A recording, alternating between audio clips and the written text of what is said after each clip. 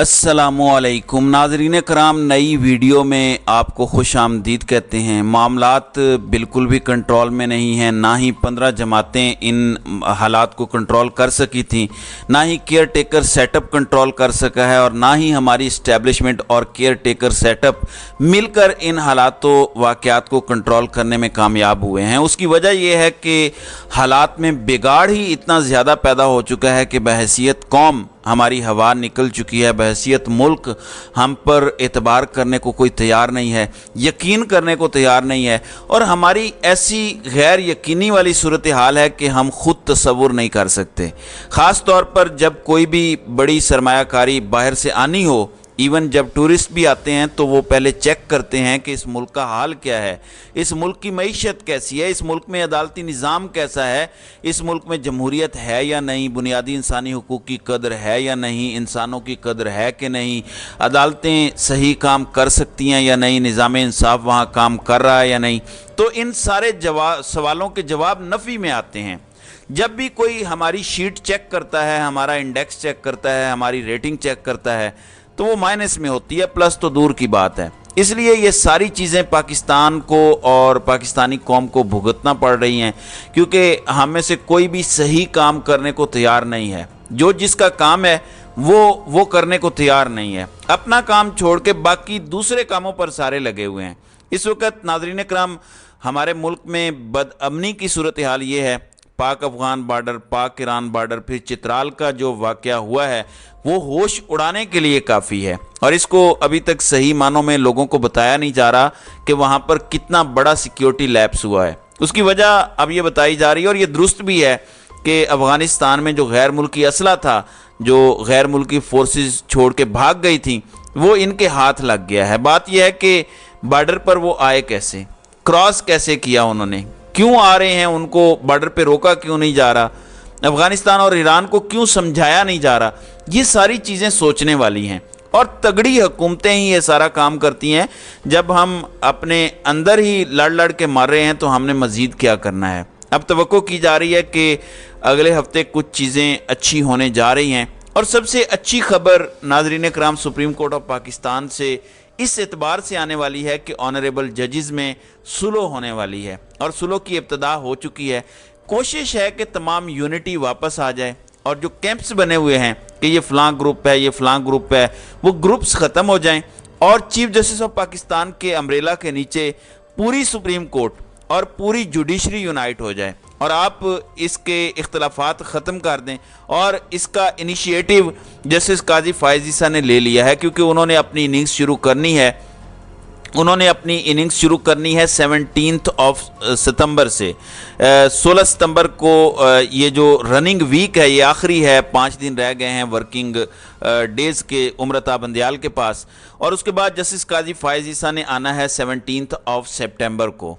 इसमें पोस्ट जो टेकिंग पर डिनर होते हैं, इशाइये होते हैं, उसमें तमाम जजेस को इनविटेशन भेजे जा रहे हैं। ख़ास तौर पे जस्टिस काजी फ़ाइज़ ईसा साहब ने अपने तमाम साथी जजेस और उनकी बेगमात को इनविटेशन ओथ टेकिंग का भेजा है और साथ ही साथ ओथ टेकिंग के बाद एक इशाइया जस्टिस काजी फ़ाइज़ ईसा जो है वो देना चाह रहे हैं। तो उन्होंने और उनकी एहलिया ने तमाम अपने साथी जजेस को इनविटेशन कार्ड्स भेजे हैं कि आप आएँ और आकर अटेंड करें।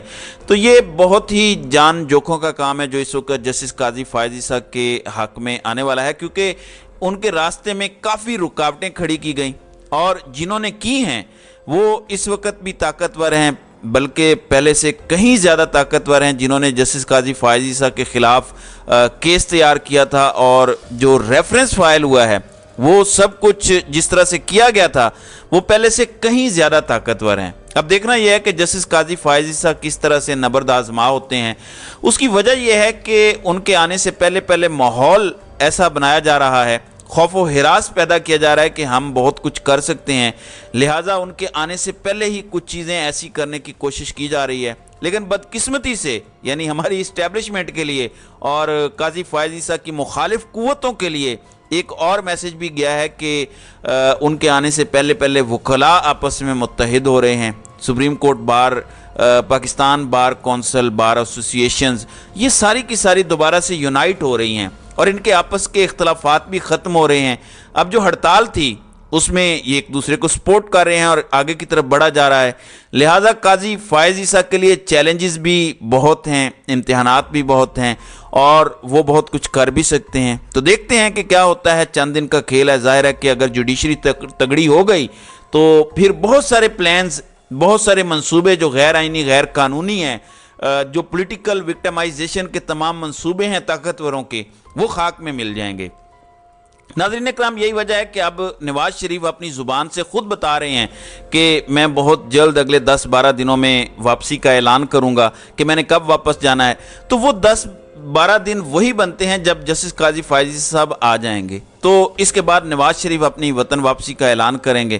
لیکن اس سے پہلے ہو کیا رہا ہے، شہید ارشد شریف کا معاملہ دیکھ لیں۔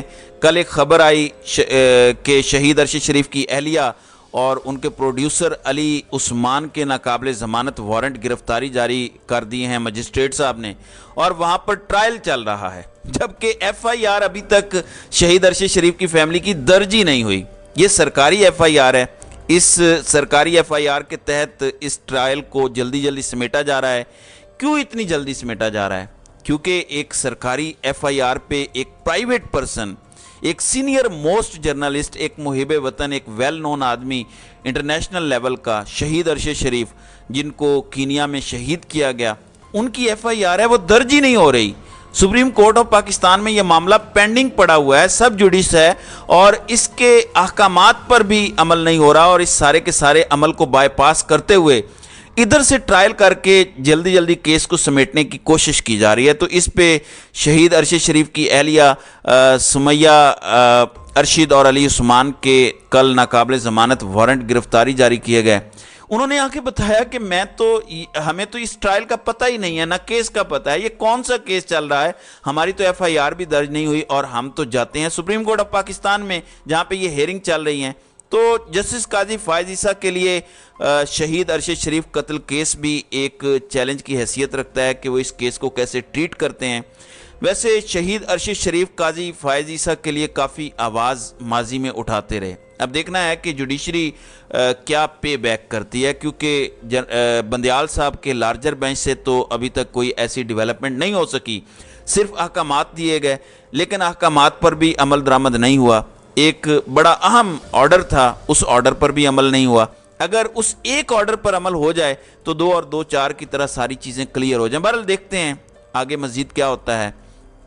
دوسری جانب ناظرین اکرام، عمران خان جو کہ جزو لا ینفک ہیں پاکستان کے پولیٹکس کے، ان کے ساتھ معاملات طے کرنے کی کوشش کی جا رہی ہے۔ میں بڑے وثوق سے یہ بات بتا رہا ہوں، اور اس میں ایوان صدر اس وقت مرکز ہے، اور وہ ایک ایسا ونڈو ہے جہاں سے کوئی نہ کوئی رستہ نکالنے کی کوشش کی جا رہی ہے۔ اس لیے صدر مملکت ڈاکٹر عارف علوی اپنا عہدہ برقرار رکھیں گے، ریٹائر نہیں ہوں گے، گھر وہ نہیں جا رہے، باوجود اس کے کہ ان کی مدت ملازمت پوری ہو چکی ہے، اور وہ پاکستان کے پہلے صدر ہوں گے، کانسٹیٹیوشنل آئینی صدر ہوں گے، جو ایک نیا ریکارڈ قائم کریں گے کہ وہ 5 سال سے زیادہ ایک طویل عرصے تک رہے، کیونکہ جب تک الیکشن اب نہیں ہوں گے اس وقت تک ڈاکٹر عارف علوی صدر مملکت رہیں گے، اور جب تک وہ وہاں بیٹھے ہیں تو ایک ونڈو، ایک اپرچونٹی موجود ہے کہ کسی بھی وقت Imran Khan, P T I اور ہماری اسٹیبلشمنٹ کے درمیان معاملات حل ہو سکتے ہیں۔ تو اس میں تگ و دو کی جا رہی ہے، کوشش کی جا رہی ہے، اور میں آپ کو پورے وثوق سے بتا رہا ہوں کہ سعودی عرب کے وزیر حج اور عمرہ جو آئے تھے، ان کی صدر مملکت سے ملاقات بھی ہوئی۔ اس ملاقات کا مقصد بھی سیاسی تھا ہماری اطلاعات کے مطابق، اور اس میں بھی کچھ نہ کچھ بات ہوئی تھی، ورنہ وزیر حج اور عمرہ کا ایوان صدر سے کوئی تعلق نہیں ہے۔ اس کے بعد ایک اور ملاقات بھی ہوئی، اور وہ بھی دوست ممالک، اور موسٹ پروبیبلی وہ یو اے ای ہو سکتا ہے یا سعودی عرب۔